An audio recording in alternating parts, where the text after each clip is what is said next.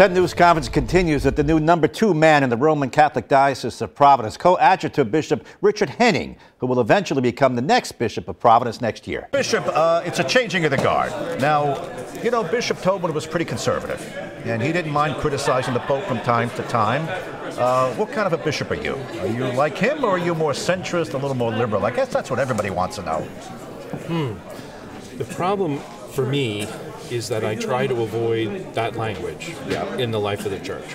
You know, we're not, I do understand that right now in our country, the issues, they matter, and there's a lot of issues. There's a lot of division, there's a lot of rancor. The church, though, is not an organization, it's a communion. And so our call is to, even when we argue with each other or disagree, to remain a communion.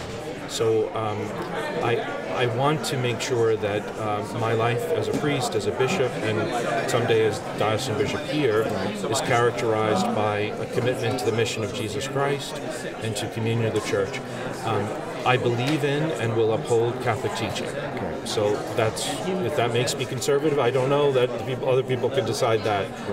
But I believe, you know, and I want to communicate that belief, but I also want to listen and to walk with people. I'm open, always open to dialogue, I'm always open to listen. And that's something Pope Francis has been so good at communicating to the whole world. Right. Well, I know that this particular bishop has been critical of the Pope's comments on same-sex marriage from time to time. And, you know, you've got a congressional delegation for strongly pro-choice Democrats. What are your thoughts as you take the helm here? What are you closer to Pope John Paul or closer to this particular Pope we have now? I'm trying to get a little sense of, you know, where you're coming from. Well, my vocation was born in the age of John Paul II, but I'm not sure I have to pick one. I think each of them, Cardinal Dolan once gave a talk on the three, on John Paul, Benedict, and Francis, talking about the special genius of each and how important it is to combine the heritage really that comes out of these three pontificates, because they really grapple with the Church's role in the world and how to live out the call since Vatican II, and each of them has very important insights in that. You know, John Paul is special to me. He is a saint, and special because he really inspired me as a child, so that's important. But Pope Francis is the one who called me to be a bishop, and the one who is now going to mission me here to Rhode Island. So I feel a great closeness to him. In fact, when he spoke to us in the Ad Limina, he talked about closeness. He talked about the importance of the bishop being close to other bishops, being close to the people, being close to the poor. But I felt that moment really close to him as I do today. So I shouldn't call you conservative. I shouldn't use that term. You don't like that? You are free to call me whatever you like. I would prefer to avoid those labels because they're so fraught with things that are really matters of the culture, and I think we all need to get past that if we're going to be able to talk to each other, to listen to each other. So I would prefer to be known as a bishop who lives and proclaims, God willing, the gospel of Jesus Christ, and that does have bearing on the real life, right, on the concrete living of life. And that does mean sometimes conflict, often conflict, but I don't want to be a party. I want to be a communion. And this particular diocese, what do you want to know about it? 600,000 Catholics on the books, at least, but it's got problems. Dwindling enrollment, not enough priests, a sexual assault, abuse case pops up every now and then, not the volume we've had. So what have you been told? What do you think is job number one? I have a list already, but I think for me one of the key things will be to get to know the priests. I think that they are critical to the mission of the Church and the state, so I want to know what they're experiencing, what they need. I do come here, I speak Spanish, I've worked in Spanish for 30 years. I really want to get to know the immigrant community here in Providence and in Rhode Island and engage with them. Although now I'm learning I have to learn Portuguese on top of Spanish, so I'm going to try to figure that one out. So those are kind of key areas of interest. I believe Catholic schools are key committed to evangelization and family life, and I think family life is the heart of the church. If I look at the experience on Long Island, and I believe the same is true here, that the diminishment of church practice is very much associated with the collapse of the American family. So I would like to see if there are ways we can build up and strengthen Catholic families, and then I think the life of the church flows from that. That's really the church. It's found in the home. Roman Catholic Bishop of Providence, Thomas Tobin, who retires next year. He's been in Providence, well, next year it'll be 18 years. He turns 75, and that's when he must, by canon law, submit his resignation. I spoke to him on Wednesday as he welcomed his successor and his coadjutor bishop now, Bishop Henning, who we just met. Bishop Tobin will probably step down maybe the first half of next year. Bishop, well, 18 years later, you're going to leave us? Are you going to stick around? What are you thinking?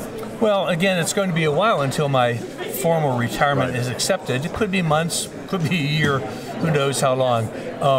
But after I retire, I do expect to stay in Rhode Island, in Providence, and to be of assistance to the new bishop in any way that I can help. But I will certainly do my best to step away from the spotlight and from the stage, but to be here and to help in any way I can. You think it's going to be a while before they accept it, or do you think they're going to hit accepting right away? You've had some breaks with the Vatican and this particular Pope. Everybody knows that. Sure. So do you think he wants a new person here? Give me a frank answer. What do you think is going to happen? Yeah. Well, again, the fact that he's given us a coadjutor, I think, is a sign of his respect for our diocese, first of all. And the appointment of coadjutor comes at the request of the diocesan bishop. So this wasn't imposed by the Holy Father. This was something I requested. And I did that primarily because of the very unique situation we have here. Bishop Evans and I are classmates. We're both turning 75 about the same time. We're both retiring about the same time, within a year or so. So I thought, in terms of trying to provide for a smooth transition of leadership here in the diocese, it would be good to have someone on board already. That's why I asked for a coadjutor. That's why the Holy Father granted it, and I'm very, very grateful for that. You've been critical of the Holy Father with regards to his stance on gay marriage, and sometimes you say he doesn't speak strong enough about pro-life issues and things like that. We've read it. I've seen that in your column and elsewhere. Sure. So what's really at play here? Well, what's really at play here is the work of the church. Yeah. This is how the church goes on. As I said during my comments, the life of the church and the life of diocese, priests and bishops come and go. I remember you pointing out this morning that when Bishop Mulvey was appointed, he was appointed as the coadjutor to Bishop Gelino. So this is something that happens from time to time, and I'm just very pleased the Holy Father accepted my request to do it. I think it's good for the diocesan church. Yeah. I mean, do you think we're going to have a political shift here with this particular bishop? He might be a little more closer to the Pope than you were in views. You're more of a conservative. Is he more of a middle ground, liberal? What do you think? Well, I don't know yet. I didn't know. I'll ask him. Of course, I didn't know Bishop Henning until we met last week at the bishop meeting. So we'd never met before. So I've read a lot about him. I have a great deal of confidence in him. I think he's very well prepared to lead the diocese. But time will tell. He will have to come in and learn the diocese, and he'll stake out his own position. So I really don't know him well enough to talk about his theological or political stance. Final question. You're going to turn over some of the problems that you've been struggling, that were turned over to you. Low church attendance, not enough priests, still popping up some scandals here and there every now and then, and on and on and on. You're going to give them the brief? Sure. Well, we'll have a lot of time, again, to work together in these intervening months. And again, it could be 4 months, it could be 6 months, it could be a year. I don't know how long we'll have until I'm actually finally retired. But along with all the problems and challenges, we're also handing on to him a great deal of blessings. Right. So many wonderful people and great priests and strong parishes and thriving schools and finances that are in pretty good shape. So we talk about handing on problems. We're handing on a lot of blessings as well. Right. And you had a pretty stern hand, and you never backed down. You're conservative, and you spoke your mind. Are you concerned that as you leave, somebody else is going to take over? It's a different ship, and I've done what I can. I'm not concerned about that at all. Again, that's how the church works. All I can claim is in 18 years that I will have been here, I've worked hard, and I've done my best. The rest is in the Lord's hands. So, as I said during my remarks, Jesus ultimately is the good shepherd, and he entrusts the rest of us to do our best. And that's all I can claim. Try as I might today, you're being very diplomatic. You're not. Well, You want to be more direct before I let you go? This is a moment for diplomacy, I think. So we'll let it go at that. All right. I first met Bishop Tobin May of 2005 when I went to Ohio. He came to us from Ohio. And I had been rumored for other unnamed places as well.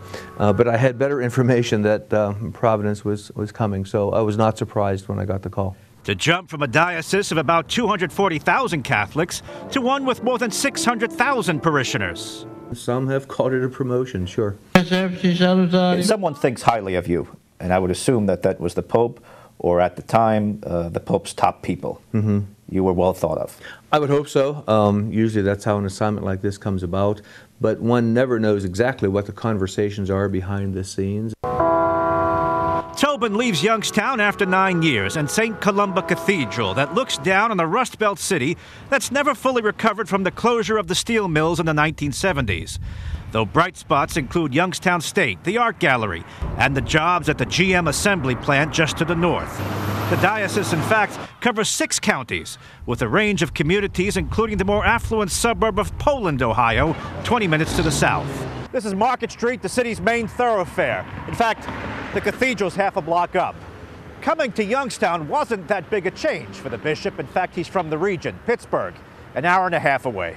You were very comfortable with the leadership of Pope John Paul. Absolutely. And you're very comfortable with the leadership now of Pope Benedict. Absolutely. You see eye to eye with both of these men, doctrinally, spiritually, and traditionally. Yes, of course. And I use the word traditional because I don't think people like the word conservative. Do you think of yourself as traditional?